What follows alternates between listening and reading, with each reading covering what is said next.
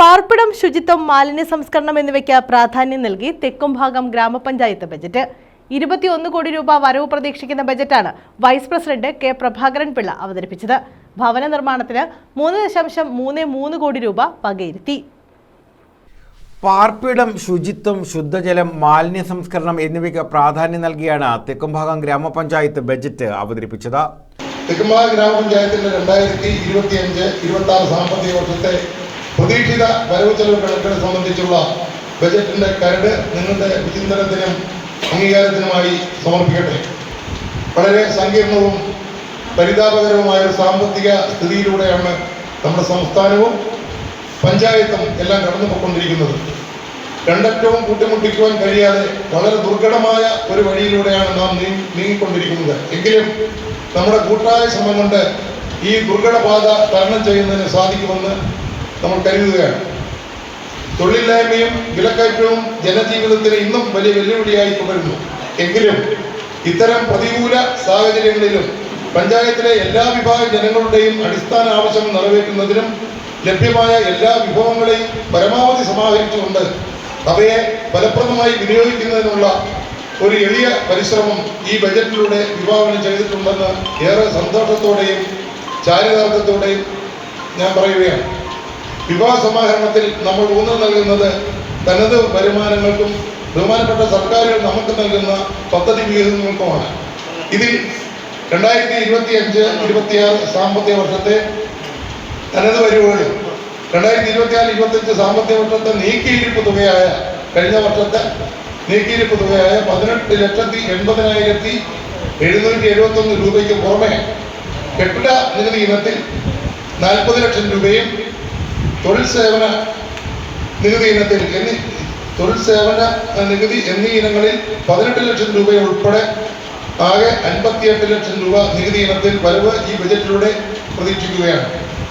കെട്ടിടങ്ങളുടെ വാടക ഇനത്തിൽ 10,15,000 രൂപയും വിവിധ ഫീസ് ഇനങ്ങളിൽ 27,05,000 രൂപയും വസ്തുതകളുടെ വിൽപ്പന ഇനങ്ങളിൽ 4,60,000 രൂപയും പലിശ മറ്റ് വരവുകളിലായി ആകെ 5,56,500 രൂപയും ഉൾപ്പെടെ ആകെ നികുതിയിതര വരവുകളായി 47,36,500 രൂപയും ലഭിക്കുമെന്ന് ഈ ബജറ്റിലൂടെ പ്രതീക്ഷിക്കുകയാണ്. 21,66,271 രൂപ വരവും 20,86,28,000 രൂപ ചെലവും 21,38,271 രൂപ മിച്ചവും പ്രതീക്ഷിക്കുന്നതാണ് budget. Vice president K Prabhakaran പിള്ളയാണ് ബജറ്റ് അവതരിപ്പിച്ചത്. മാലിന്യ സംസ്കരണം, ശുദ്ധജലം, ശുചിത്വം എന്നിവയ്ക്ക് 1.21 കോടി രൂപയും ഭവന നിർമ്മാണത്തിന് 3.33 കോടി രൂപയും ആരോഗ്യ മേഖലയ്ക്ക് 48 ലക്ഷം രൂപയും കാർഷിക മേഖലയ്ക്ക് 16 ലക്ഷം രൂപയും മൃഗസംരക്ഷണത്തിന് 24 ലക്ഷം രൂപയും വകയിരുത്തി. തൊഴിലുറപ്പ് പദ്ധതിക്കായി 4 കോടി രൂപയും നീക്കിവെച്ചു. ബഹുമാനപ്പെട്ട കേരള സർക്കാരിൽ നിന്നുമുള്ള പൊതു ഉദ്ദേശ ഗ്രാന്റായി 1,18,30,000 രൂപയും ചേർത്ത് ആകെ തനത് ഇനത്തിൽ 2,23,68,500 രൂപ കണക്കാക്കുന്നു. ജില്ലാ പഞ്ചായത്ത്, ബ്ലോക്ക് പഞ്ചായത്ത് എന്നിവിടങ്ങളിൽ നിന്നും വിവിധ സംയുക്ത പദ്ധതികൾക്കായി 83 ലക്ഷം രൂപ വരവ് ഉണ്ടാകുമെന്ന് പ്രതീക്ഷിക്കുന്നു. NGNREGS മറ്റ് കേന്ദ്ര വിഹിതങ്ങൾ ഉൾപ്പെടെ 5 കോടി രൂപ 3,50,000 രൂപ നമ്മൾ പ്രതീക്ഷിക്കുകയാണ്. തൊഴിലുറപ്പ് രംഗത്ത് NGNREGSന് നമ്മളിപ്പം കഴിഞ്ഞതിനൊക്കെ അല്പം കൂടി തുക കൂട്ടിയിട്ടുണ്ട്. ബഹുമാനപ്പെട്ട സർക്കാരുകൾ നൽകുന്ന പദ്ധതി വിഹിത ഇനത്തിൽ 2025-26 സാമ്പത്തിക വർഷത്തിൽ പ്ലാൻ ഫണ്ട് ജനറൽ വിഭാഗത്തിൽ 1,32,33,000 രൂപയും SCP വിഹിതമായി 39,73,000 രൂപയും 15ാം ധനകാര്യ കമ്മീഷന്റെ ഗ്രാന്റ് ഇനത്തിൽ 47,03,000 രൂപയും മെയിൻ്റനൻസ് ഗ്രാന്റ് റോഡ് വിഭാഗത്തിൽ 96,96,000 രൂപയും റോഡ് ഇതര വിഭാഗത്തിൽ 47,67,000 രൂപയും ഉൾപ്പെടെ ആകെ 3,63,67,000 രൂപ വരവായി ഈ ബജറ്റിലൂടെ നമ്മൾ പ്രതീക്ഷിക്കുകയാണ്. റോഡ് നിർമ്മാണത്തിന് 60 ലക്ഷം രൂപയും വിദ്യാഭ്യാസത്തിന് 20 ലക്ഷം രൂപയും വനിതാ ശിശുക്ഷേമത്തിനായി 17 ലക്ഷം രൂപയും ബജറ്റിൽ വകയിരുത്തിയിട്ടുണ്ട്. വയോജനങ്ങൾ, ശാരീരിക മാനസിക വെല്ലുവിളി നേരിടുന്നവർ എന്നിവർക്കായി 15 ലക്ഷം രൂപയും അംഗനവാടികൾക്കായി 32 ലക്ഷം രൂപയും നീക്കിവെച്ചു.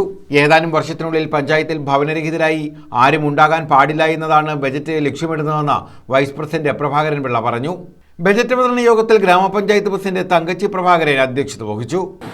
അതെല്ലാം ഉൾക്കൊണ്ടുകൊണ്ട് തന്നെ നമുക്ക് കിട്ടുന്ന പ്ലാൻ ഫണ്ടും അതുപോലെ തന്നെ തനത് ഫണ്ടുകൾ ഉപയോഗിച്ച് സർക്കാർ തരുന്ന ഫണ്ടുകളുടെ പരിമിതിക്കുള്ളിൽ നിന്നുകൊണ്ട് നമ്മൾ പ്രോജക്റ്റുകൾ എടുക്കുകയും അത് നല്ല രീതിയിൽ നടപ്പാക്കുകയും ചെയ്യുകയാണ്.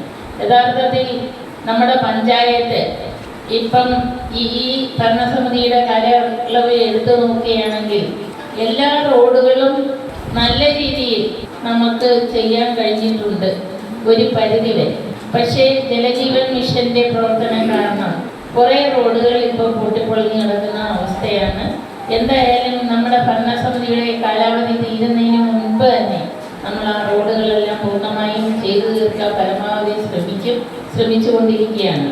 അതുപോലെ ലൈറ്റിൻ്റെ കാര്യത്തിൽ തെക്കുംഭാഗം പഞ്ചായത്തിനെ പോലെ രാത്രിയായ ലൈറ്റ് വെട്ടമുള്ള ഒരു പഞ്ചായത്ത് വേറെ കാണുകയില്ല. യഥാർത്ഥത്തിൽ ഒരു ബൾബ് പോലും പോയാൽ അപ്പോൾ തന്നെ നമ്മൾ മാറാൻ ആവശ്യമായ നടപടികൾ സ്വീകരിക്കുകയും. News bureau, Chavara.